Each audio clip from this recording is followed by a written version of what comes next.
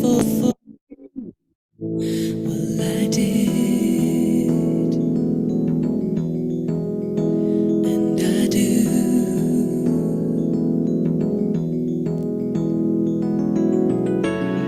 'Cause dreamers will be dreamers, and jokers will be fools.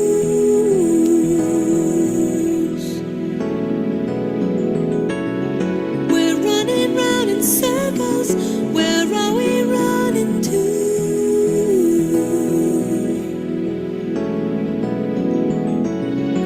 If only I could see the things you see in me too.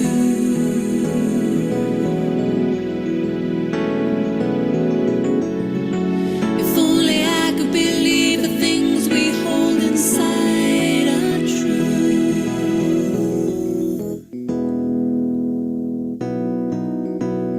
Did you watch the sky at dawn and realize how tiny we are? Did you ever feel so good you gave thanks for just being who you are? Well, I did, and I do.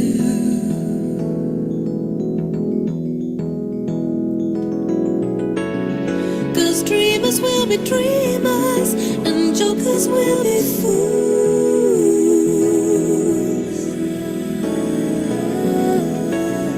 We're running round in circles. Where are we running to?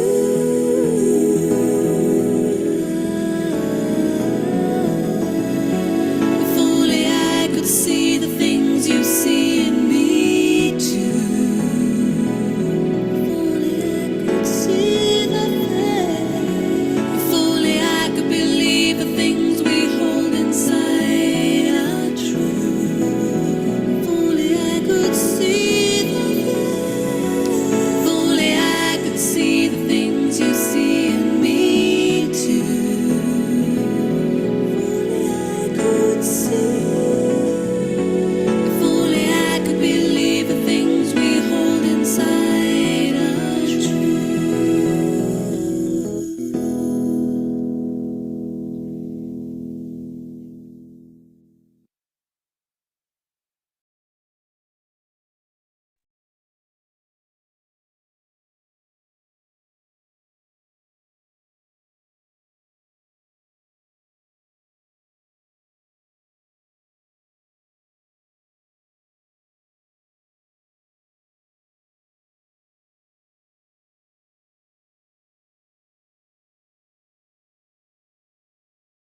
Assalamu alaikum. Welcome all on behalf of Inner Space Abu Dhabi and myself. And thank you very much for joining us in today's workshop, The Science of Happiness. I restate here that this is second in the series, Decoding Life, organized by Inner Space Center Abu Dhabi. Friends, we all want to stay happy. And for that, we really work hard and we push every limit of our being, mental, physical, emotional, on all the levels. But the question comes, what is it that we are actually looking for when we say that we want to be happy?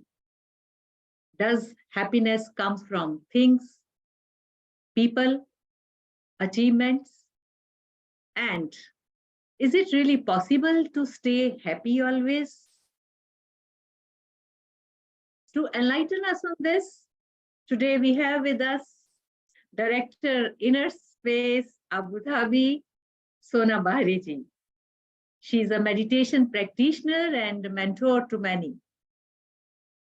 And she has over 30 years of experience organizing these workshops and classes in over 25 countries across the world. So let us welcome Sona Bahri ji to guide us on this journey to happiness. Welcome, Sona ji, and over to you, ma'am.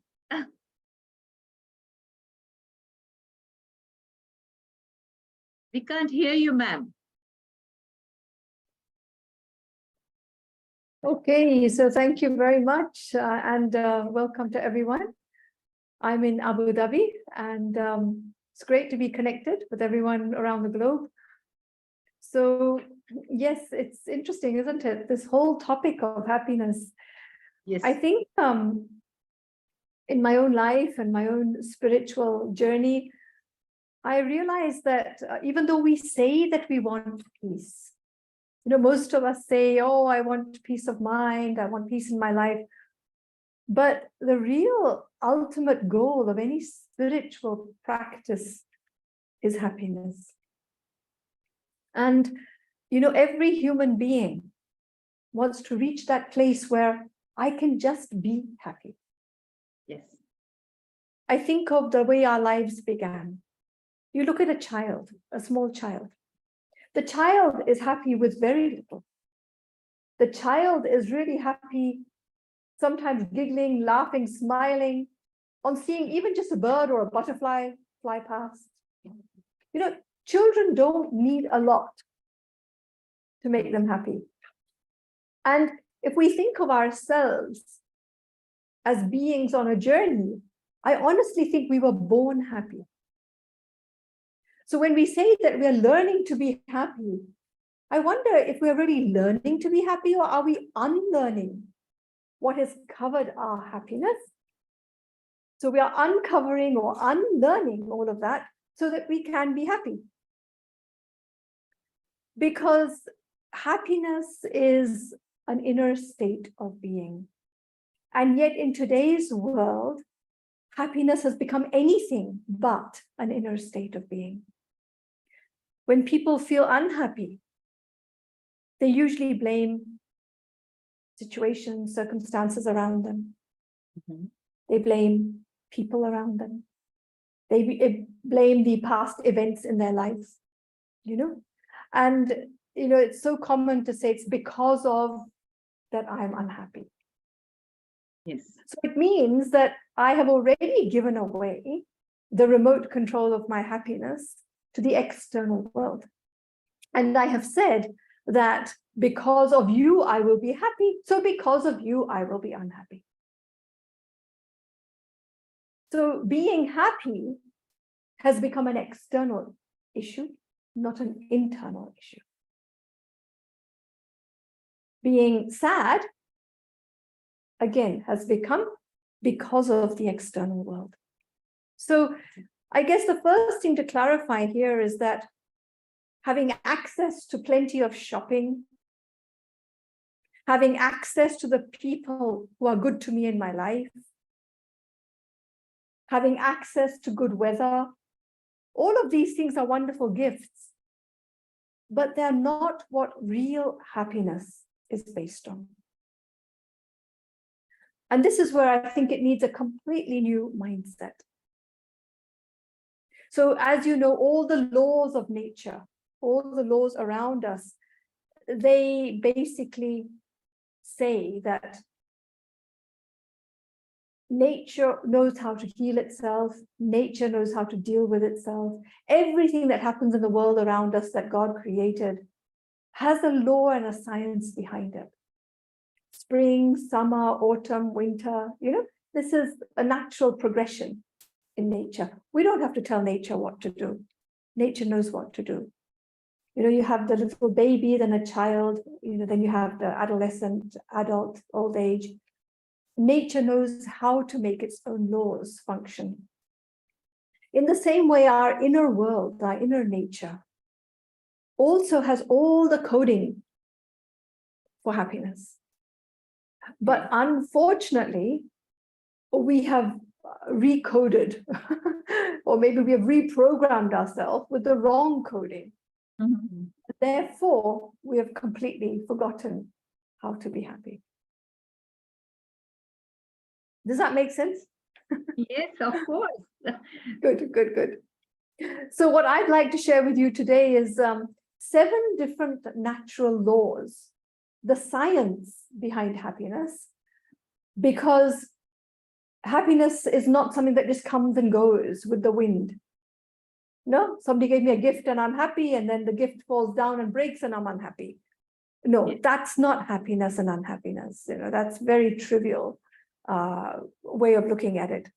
So if we're looking at real permanent inner happiness, there are certain laws that help us to understand where we have gone wrong. And each one of us has our own journey, each one of us has our own understanding.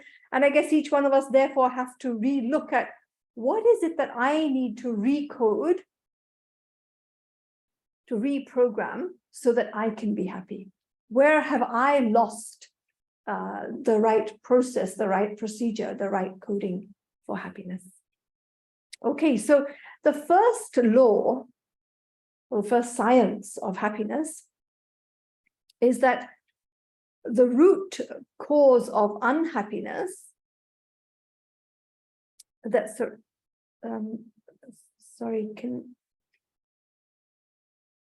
just trying to read this.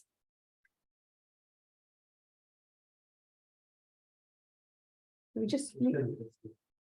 can just move it slightly, the screen. Sorry, I'm just trying to read the screen. So I can actually then explain to you what it says.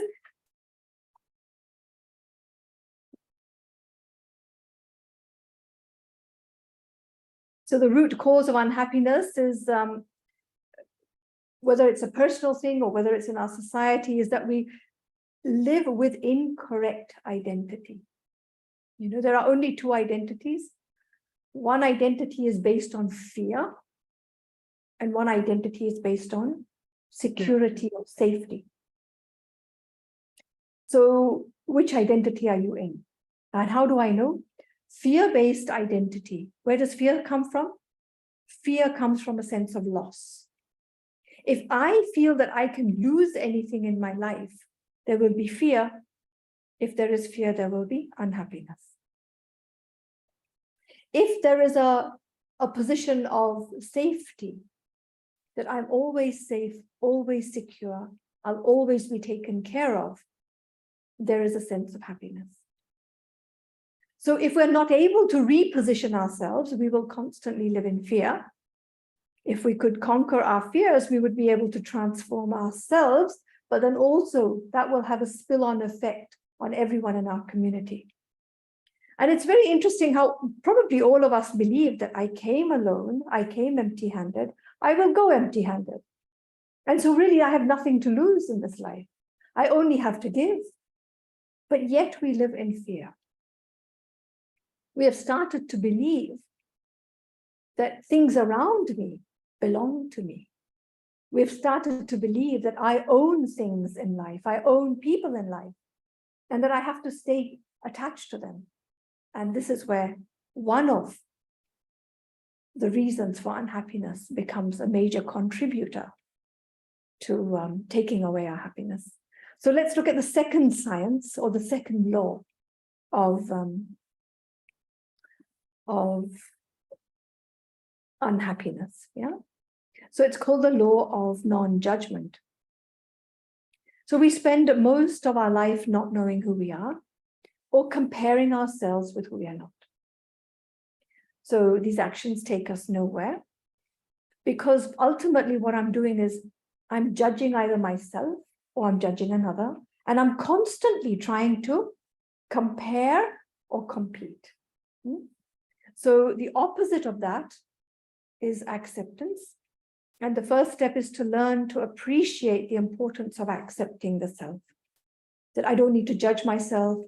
I don't need to try to be like anyone else.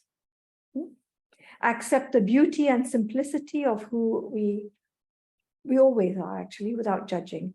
So building my own self-respect based on me being a very beautiful being of peace and love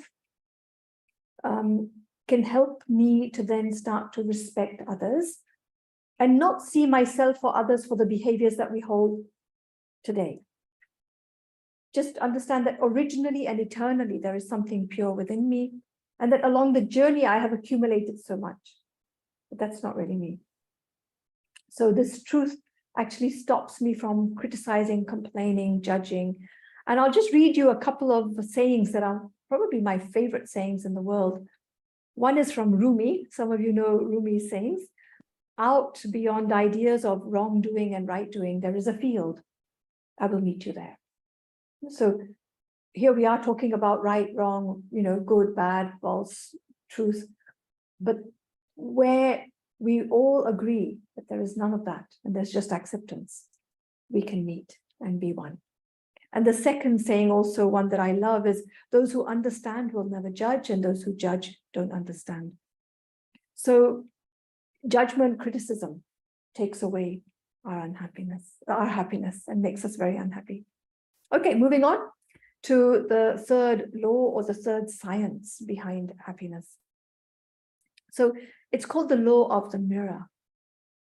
And some of you know this from psychotherapy as well, that whatever you see in the world is a mirror of the way you see yourself. Our inward awareness reveals the secrets that we have overlooked due to our biases and judgments. So it takes courage to really accept that everything I see out there, whether good, bad, truth, false, is actually a reflection of the way I see myself. So if I'm a person who gets angry with others, it means I'm a person who gets angry with myself.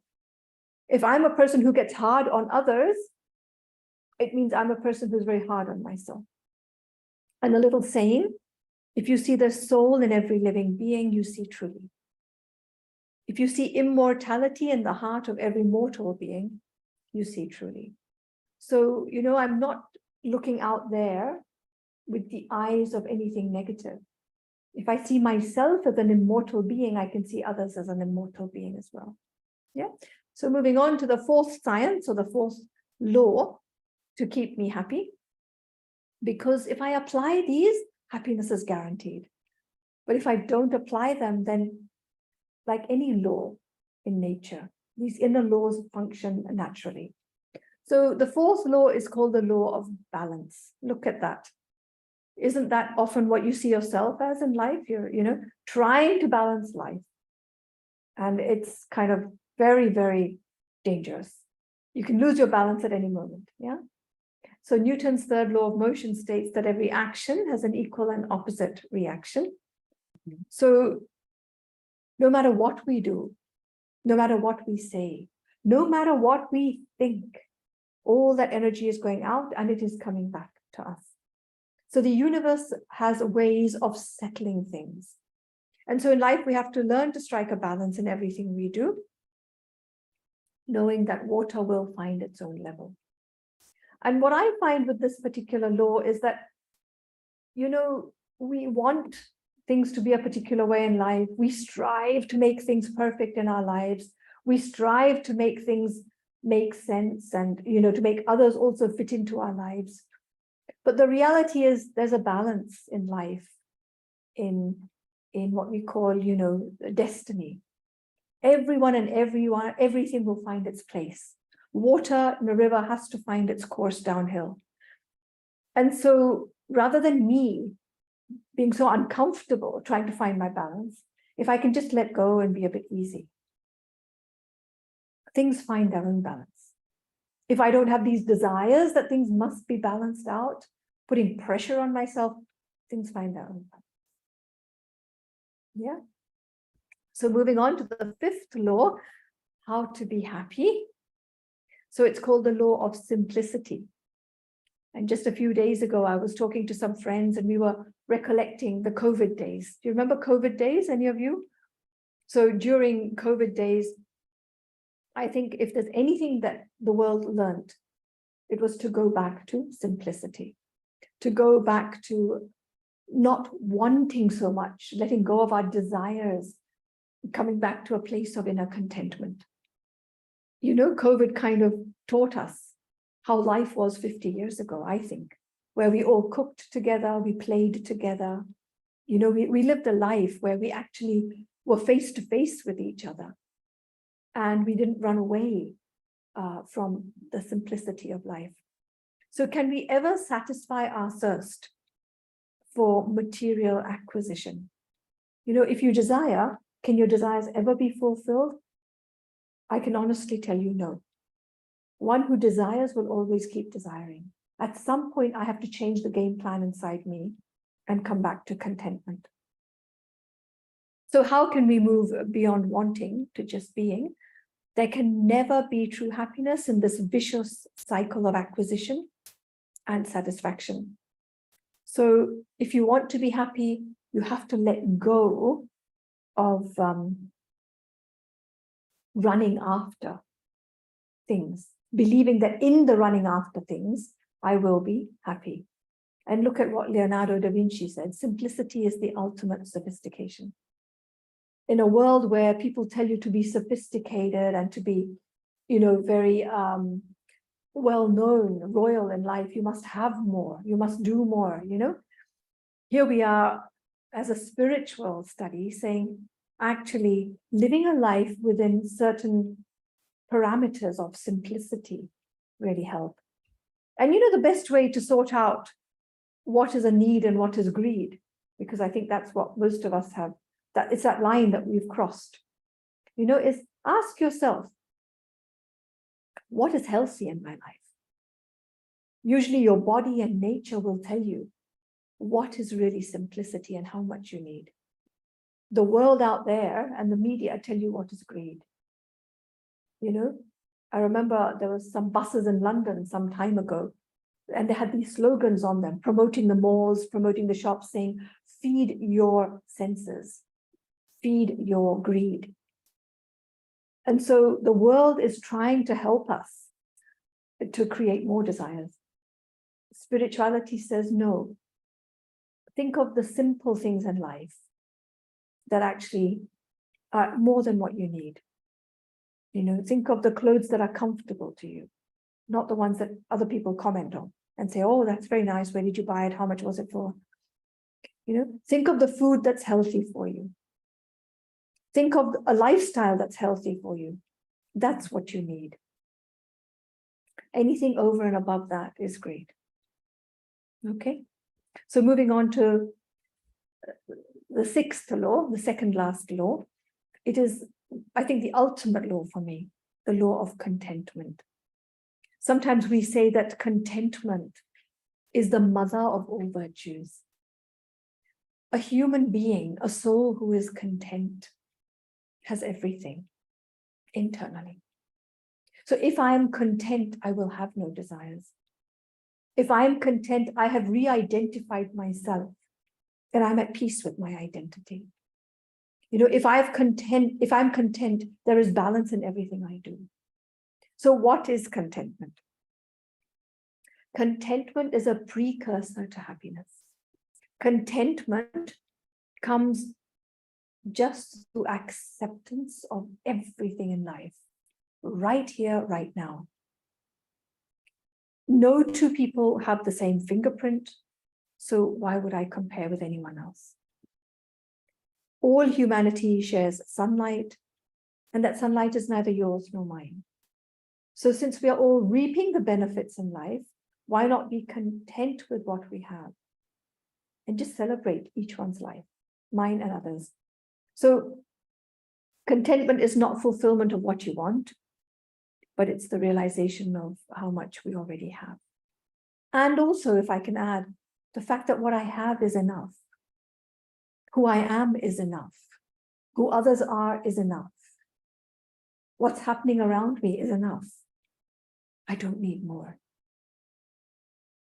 And so when I stop to push myself and to push life and to want, at every moment, that state of being completely at peace with all that is, with everyone that is contentment.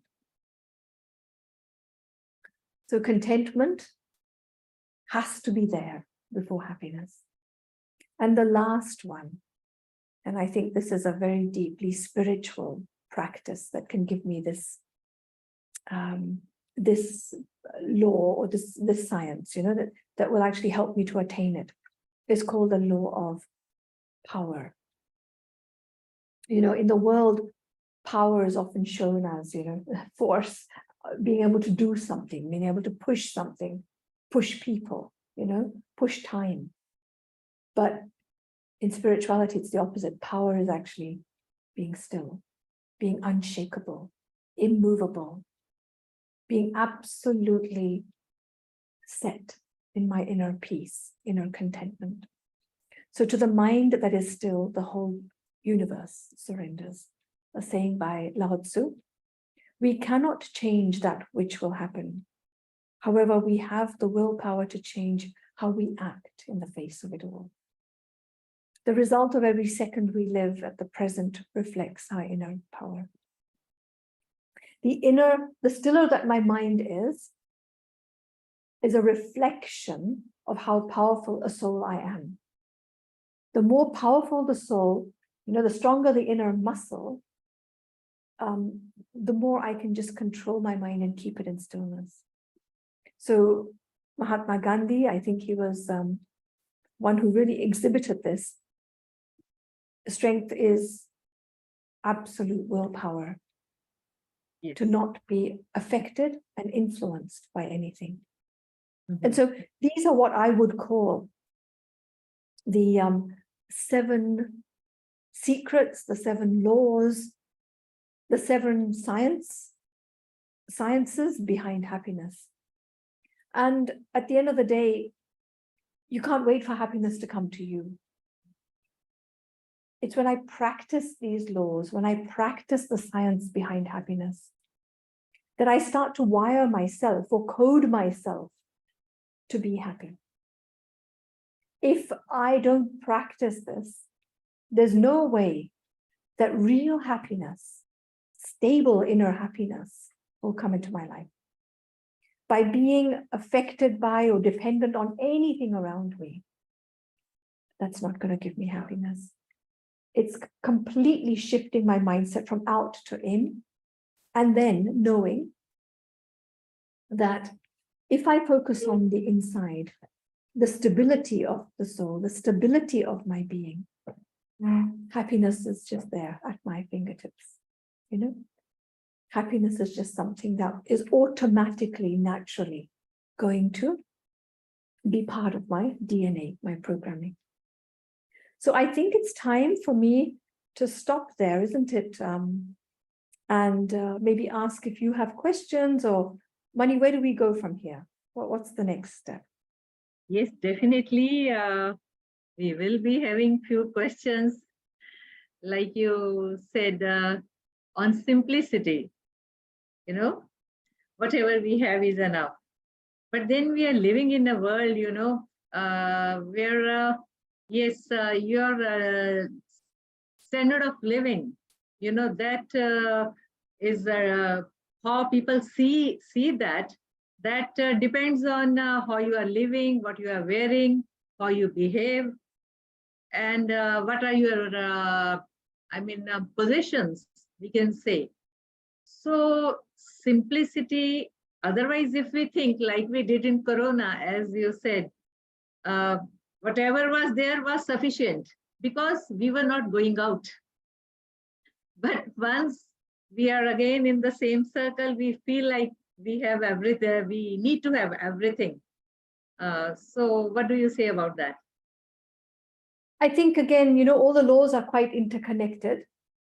The science is always interconnected. Law 1, law 2, law 3, they're all interconnected. I would go back to the law of repositioning myself. Who am I really to? Okay. If I want to live a life that is according to those around me and compare myself with others, then of course I have to elevate my material status Yes. to match the world around me, right? Yeah. In a place like Australia, where I was before Abu Dhabi, you would buy a fridge and you buy the fridge for 30 years of your life, maybe more. And if it functions, it functions. What's the need to buy a new one? And I remember my first few years in Abu Dhabi, my neighbor, he is a local person from here. I met him one day outside when I was getting in my car, and he said to me, they've got good offers on fridges in so-and-so shop. And they've got really new fridges, and they've got 3 doors. And I said, really, that's nice. And he said, why don't you go and have a look? And I looked at him and I said, I don't need a fridge. Why would I go and have a look? And he said to me, but it's not about whether you need a fridge or not. He said, you can always replace it and buy a new one. Yes. I looked at him and said, why would I replace it when what I have is already working? You know, and I just realized that we all have a different way of seeing life. But the more I want, the more I try to complicate my life by living according to what are people's ideas of, being comfortable and having enough. I often move away from simplicity then. So if we can just use this word enough as a mantra, an affirmation, I am enough, I have enough, I'm doing enough, and the same for others. Yes. Then really, I That think leads to contentment naturally. that's right. So we then connect with law number 6. Oh, no, yes, that is what I was thinking. See? Yes. So it automatically comes to contentment, another That's law. right. And That's if right. contented, then you have no complaints from anyone. So That's yes, right. Yes. yeah. Can we more elaborate on our natural identity and identity? You said we have 2 identities. Can we Yes. elaborate more on that? Well, I think if I think of myself as being an external self, whether you call it the body or the labels of the body, for example, I'm a woman, I'm so many years old, I belong to this culture, this country, then I do everything to try to live up to that. Mm-hmm. I'm already plastering myself with do's and don'ts. Yes. That's what comes. Labels means do's and don'ts, should and shouldn't, Yeah, true. It's limitation. Limitations. Yes. And when I can't live up to my expectations, then I start to feel uncomfortable. Other people will put their expectations on me, and it becomes even more difficult then, to handle that. And I'm constantly trying to be something that I'm not. And there is fear because I may be judged. There's fear because I may not achieve what I want to achieve. There's fear because by then I've got myself attached to certain outcomes in my life.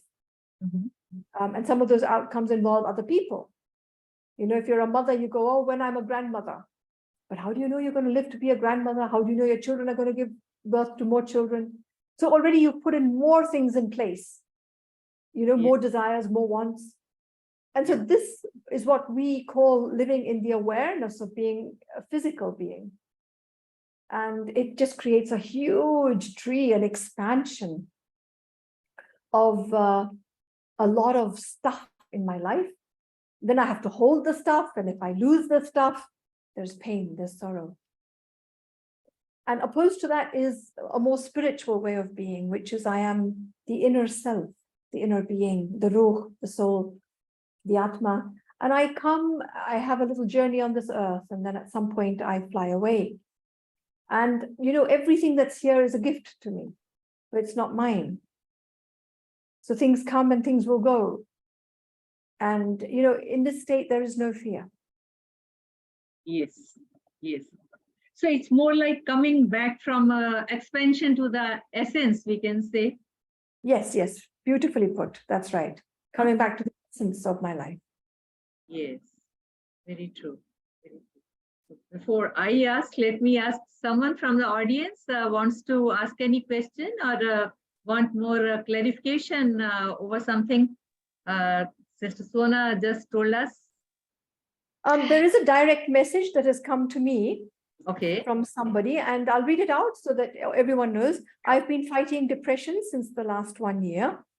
I didn't want this to happen to me, but things and situations around me fiddled with my mind. Yes.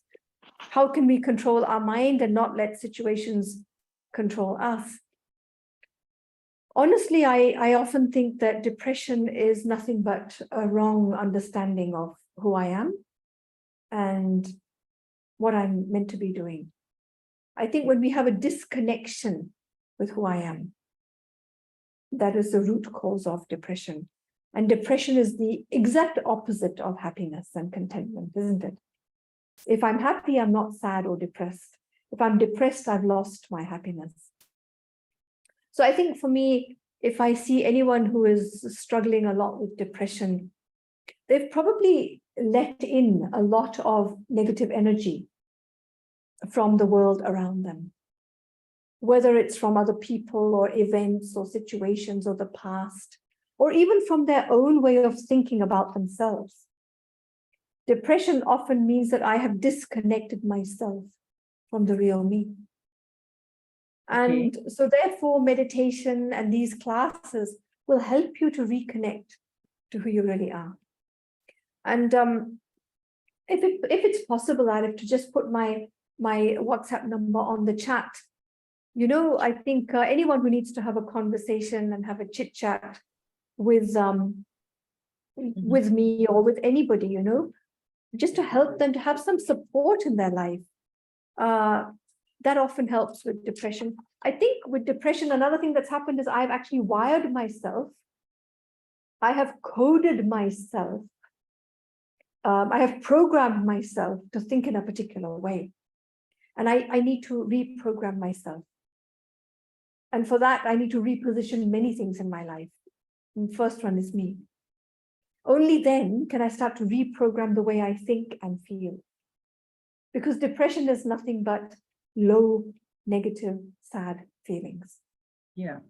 And it's quite easy, you know, once you know how. So I'm very happy to have a conversation with anyone and, you know, maybe help to sort out how meditation can help you and make you think more positively. Yes, true. Actually, when we say we are depressed and like you said, we are consuming a lot of negative energy from outside. And this is what normally people say, okay, I want to be happy, I want to be normal, but it's so much coming from outside. It really, really, you know, I mean, you can save a lot if you are under an umbrella, of course, but still, you know, something dampens your spirits. And over the time, when it's a very long period, you know, that umbrella is just lost and we are thinking, oh, I'm getting wet, I'm damp, and that causes more and more depression because the Absolutely. safety we forget totally. Yes. That's right. Anyone else having a question? I have a question, and I think it's quite related to this one only, like how to manage sometimes your emotional health. Like we depend a lot on other people, like how they are talking to us, or how they looked at us, or how they are responding to our general small questions. So we do get dependent on that. I think answer could be same or similar or little different, and I would really like to know that. Yes, you know, we've given away our happiness to other people. We've completely become dependent on what others think of me, what Yes. others tell me, you know? And so basically what I'm saying is that my life is now dependent on you. You know, Yes. sometimes people also say by mistake, you made me angry. You made me sad. You made me happy. And I think, you know, it's time now for us to take the remote control of our emotions back in our own hands. We've given away the remote control and other people are playing with our emotions, really. People are playing with your life. That's true. That's true. But sometimes we just don't realize when we give away the remote to them. So the day you realize you've given away the remote control is the day you stop wanting to be sad, negative, angry, whatever it might be, you know? All these negative emotions that we think are in the hands of someone else are actually the way I have programmed myself and, you know, run that program so many times that it's become a habit. Mm-hmm. And so if I want to reprogram, I need to say, I want to feel happy. I want to feel peaceful, no matter what. And I need to start practicing it. If somebody is insulting you and saying, you didn't do this right, or, you know, you didn't. Okay, can you stay peaceful and go, that's their opinion, but I did my best. If somebody says to you, you're not good as good as your elder sister or elder brother, or, you know, you're not the way I expected you to be, can I just put my hand on my heart and say, you're enough. I'm absolutely enough. I'm fine the way I am. And by doing Right. this, I'm starting to reprogram myself to inner stability rather than inner fluctuation. Right. Because if my emotional health is in my hands, I would choose to be stable, in peace, love, and happiness. Mm-hmm. But if I give my emotional health to other people, they're just going to play around with Oh, me yes. according to what is their projection, really. Yeah. Yeah, definitely. And it gets very difficult to come out of it sometimes when the dip is more, it's you can't get out. You know you have to come out of it, but you need a lot of strength and you need to know yourself first. That's true. Thank you. So you see how knowing myself also links with the last law, the seventh law, the law of power. Mm-hmm. I need inner power to be able to say enough is enough. Enough. And I now want to come back to an inner place that is stable, stable in peace, but also stable in inner happiness. So True. I need to ask something, Sona. This Sure. is like when you said enough is enough, and I'm somebody who would say enough is enough, and but sometimes I go into this guilt. Why I said no. I mean, I know I have the potential to do it, but I feel that the outcome of that is not too good. I can see the consequence wouldn't be too good. So that guilt, how to get over that guilt? You can say guilt or, maybe, I don't know whether it's compassion or guilt or what. I can't just figure it out sometimes on my own. Like, why did I say no? I could have said yes. And I know I have the capacity to do it, but I just draw lines so that, how this world is. Sometimes they just use you for whatever. And I'm kind of scared of that because I got married very soon in life. I was just 17 when I got married, so that was, it's 32 years now. So initially, when everybody tries to just shut you down and control you, you become very submissive. And otherwise, initially I was a very bold, uh, chirpy girl, and now though I'm a woman, like, and now I've come out of all this after taking some knowledge, and I'm just out of all that fear and that submissiveness and everything. But still somewhere that submissiveness comes in from the past, or, I mean, if you can understand what I'm trying to say. Sure. It takes time. It takes Yeah. time to unwind, Yes. to decode really Yeah.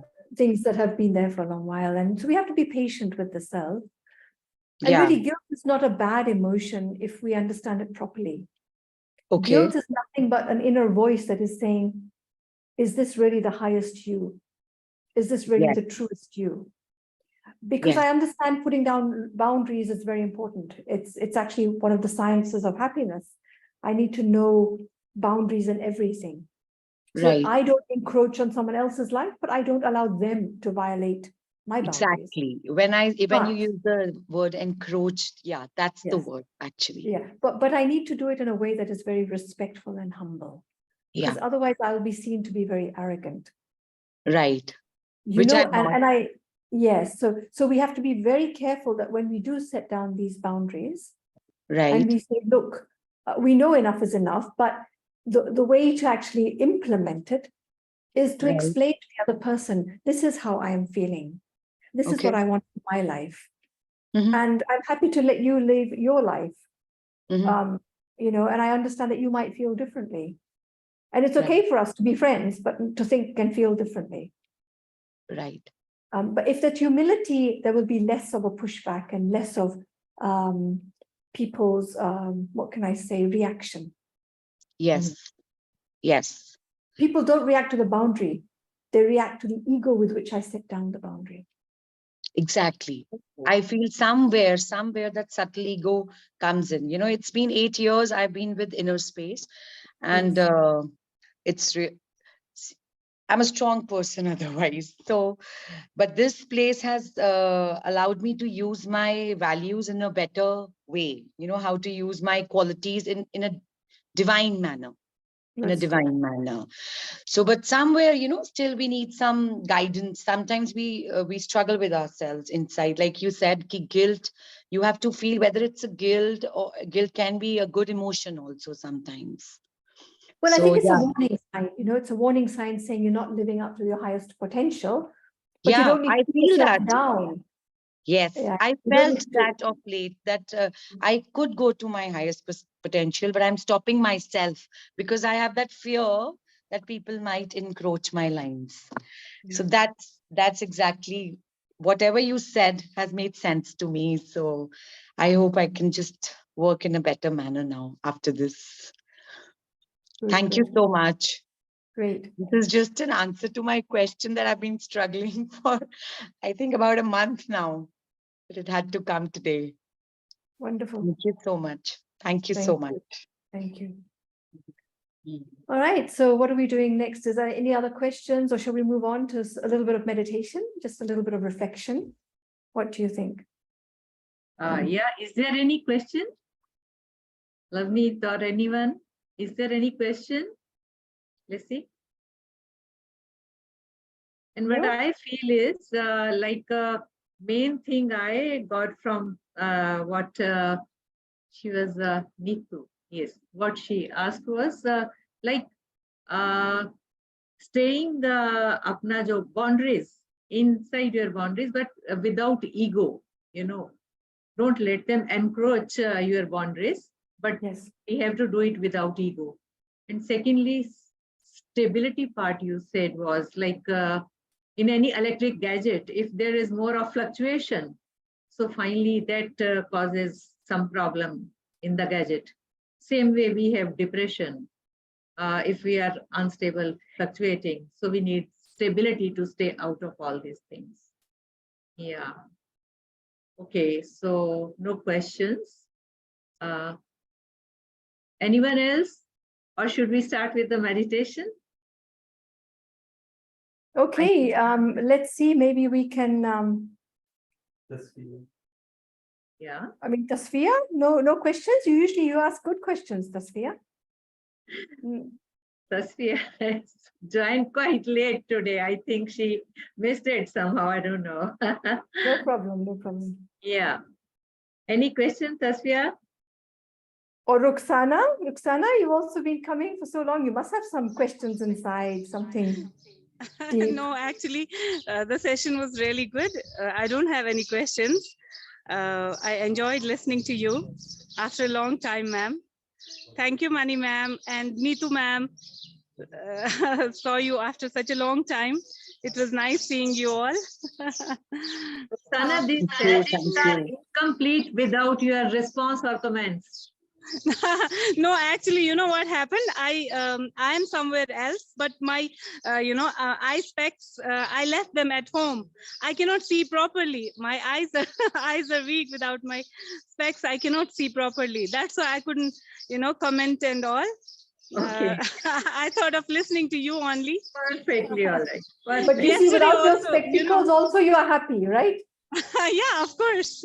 Happiness is what it's all about. Good, good. Actually, yesterday also I thought your session is yesterday. I was really busy yesterday.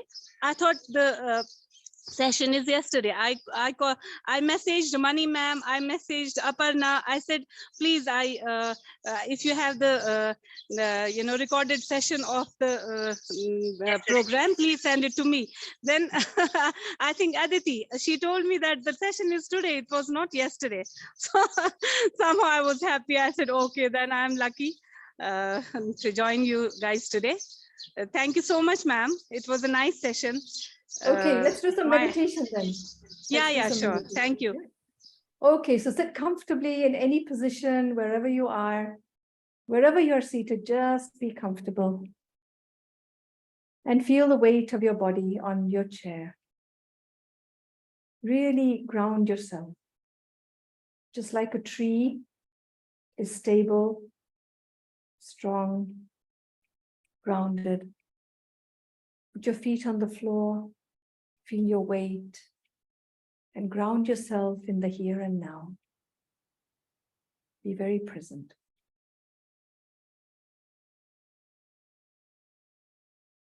And realize that in this moment, there is nothing that can make you unhappy. There is no one who can make you unhappy. Here we are all talking about happiness. Such a beautiful gathering.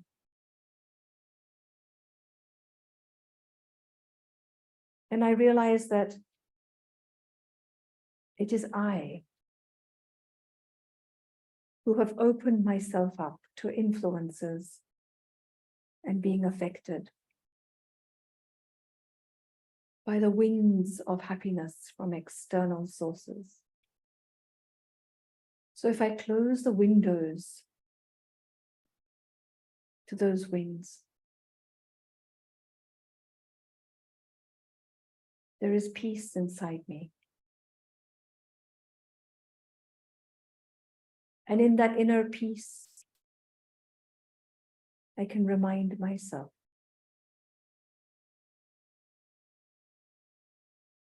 of who I am,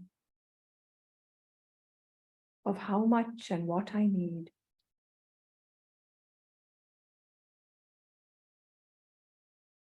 and of how beautiful my life already is.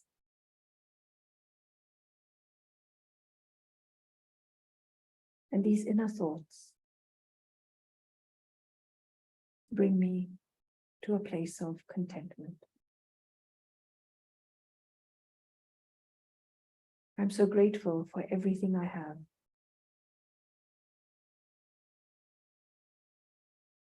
And every time I have these thoughts of gratitude and contentment, I empower myself.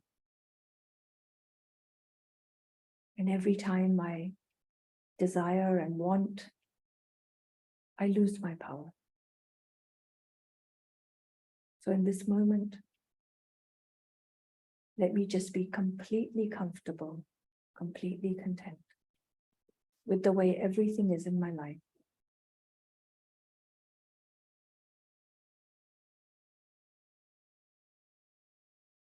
And inshallah, pass this feeling on, pass these vibrations to even those around me, so that they can too live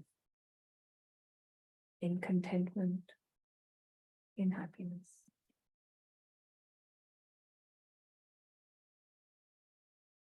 Thank you.